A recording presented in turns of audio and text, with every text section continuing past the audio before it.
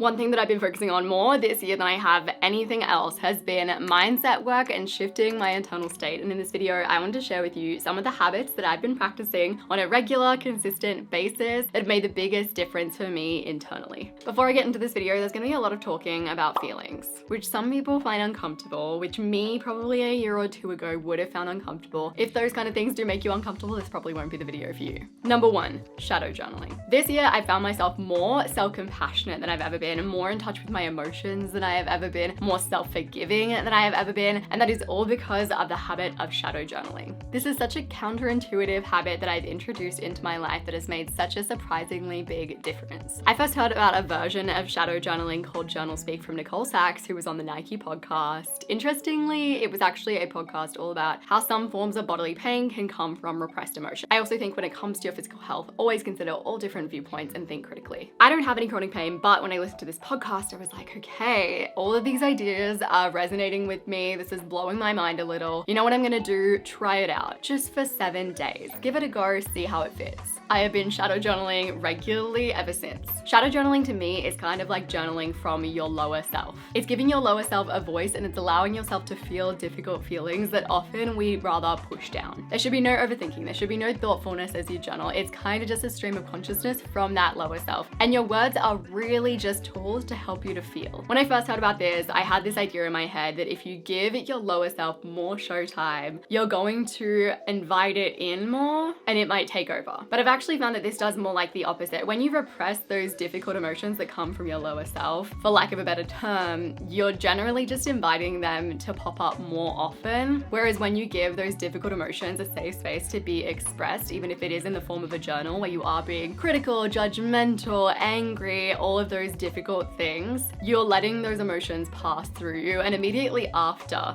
doing any kind of shadow journaling, you kind of start to feel more like your best self. It's like you step into your higher self through your lower self. Usually you want to get the best version of yourself in on this process as well. So after you've expressed all of your lower self's thoughts, you want the self-compassionate, loving, accepting you to swoop in. For context, many times on this channel, I have stated that journaling isn't for me, that journaling is a waste of time, that journaling leads me to rumination. Before I discovered shadow journaling, I had just started to dabble with sort of detached mindfulness journaling and journaling for problem solving, which I still really recommend. But before shadow journaling, I'd never experienced sort of deep shifts or significant growth or any big internal discoveries from journaling. I talk a lot more about this form of journaling in my video called Journaling Didn't Work For Me, Here's What Did, something like that. I'll have that video linked down below if you want to learn more about it. Journaling in this way has absolutely rewired my brain for the better, and it's given me just a new set of lenses through which I see my feelings and I see myself that I don't want to take off.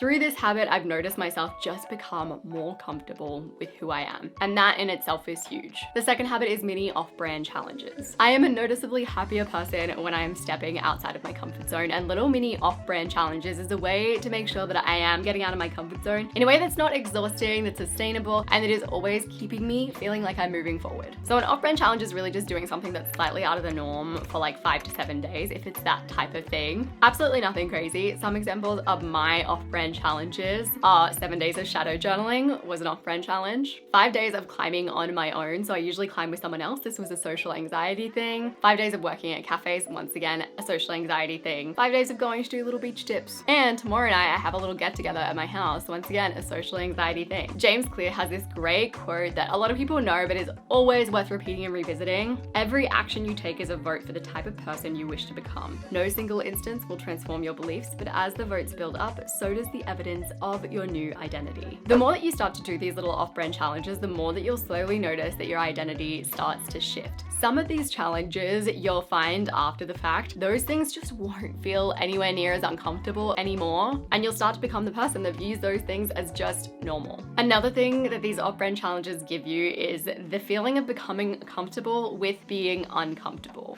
The more that you're doing little tiny uncomfortable things in your life, the more that you are normalizing that as something that you do. The next habit is sitting with hard feelings. So as an off-brand challenge, I challenged myself to go to my climbing gym on my own 5 times. Usually I'll go with my sister, and I'm pretty comfortable going with someone else to my climbing gym, but I knew if I went there on my own, I would walk in and my social anxiety would be triggered. So I was like, okay, we need to deal with that. So I think the first time I went on my own, I sat in my car. I had like nervous but kind of excited feelings. I walked in, I stood there staring at the wall, ready to do my first climb, and the internal feeling of panic rose up. Instead of panicking about the feeling of panic, instead of pushing that panicky feeling down, instead of trying to avoid feeling that feeling, I stood there, I looked within, I noticed where it was appearing in my body, I gave it a voice, I had a little conversation with it. It was all love. And this is a mental habit that I've really been building up over time. I think part of it is shadow journaling, part of it is just generally training myself to notice my feelings more and learning what to do when these difficult feelings come up. And it is the healthiest way that I have ever dealt with my feelings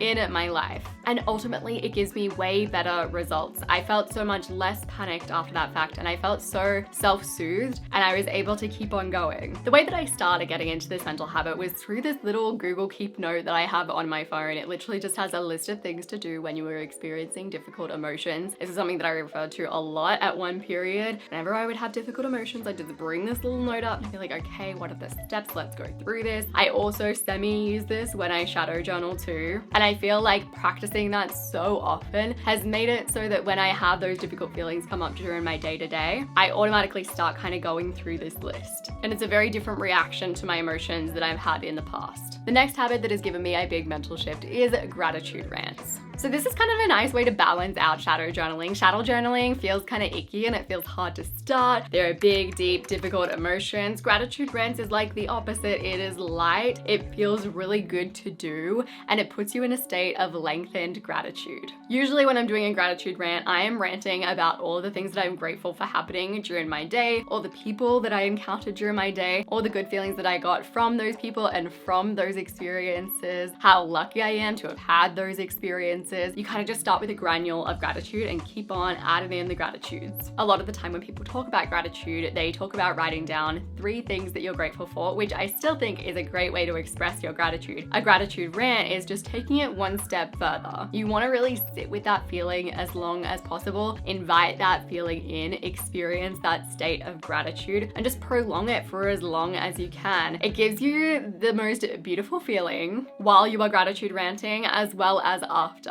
What I would say is do this when you're actually in a state of gratitude, or if you're just thinking about something that you're a little bit grateful for, be like, oh, it's time to do a gratitude rant. If you're trying to do it when you're more so in a shadow journaling vibe, I don't think it's very helpful. It's like trying to force yourself to be positive. Just generally doesn't work that well. But if you've got like a little bit of positivity in you, you just want to grab onto that and do a gratitude rant. Build on it. Or I would say if you're feeling neutral as well, that's when you can gratitude rant too. Just don't do it when you're feeling like what you really need to do is do a little shadow journal. The next habit is note-taking. This is probably the most clinical habit in this video, but it's also a habit that has made a really big difference to my mental state in a weird way. So I read a lot of books on self-growth, and that's because I'm fascinated by behavior change, by neuroplasticity, by the ability that humans have to grow. And one of the biggest things that I've done to change how much those books impact my life personally is creating notes in a way that contextualizes what I'm learning. So for example, if I'm reading a book like It's Not Always Depression by Hilary Jacobs Hendel, which is really more so a book about feeling your feelings, she talks about the change triangle, which is the process that you can go through to feel your feelings. If I were to take a note on that, what I would do is contextualize it to a recent situation that I have had and apply the change triangle to that context. If I was reading a book like Peak, which is all about learning new things, I would be taking notes on that book, but I would be contextualizing it to learning how to do YouTube better. If I was reading a book like Self-Compassion by Kristen Neff, I would take notes on that book, but I would contextualize it to particular situations in my life that I know that I am judging myself for, where self-compassion isn't present. If I was reading a book on limiting beliefs, I would be taking notes on that, but I would contextualize it to particular limiting beliefs that I know that I have. And don't get me wrong, I don't always take notes that are contextualized to my specific situations because I'm a content creator. Sometimes I just want to take notes to take notes. But if I am reading a book and I actually want to apply it to my life, those are the kind of notes that I'm taking. I'm taking whatever I'm learning, I'm applying it directly to me so I can understand how to use that information in my day-to-day life. There's actually a lot more to my note-taking system, but I feel like that is one really important change that I've made that has made it so that I'm not just reading these things, I'm taking them, I'm doing things with them. If you liked this video, you'll probably like my video on 7 mental habits that can change your life. I'll have that video linked on the screen as well as down below. I appreciate you so very much and I'll see you soon.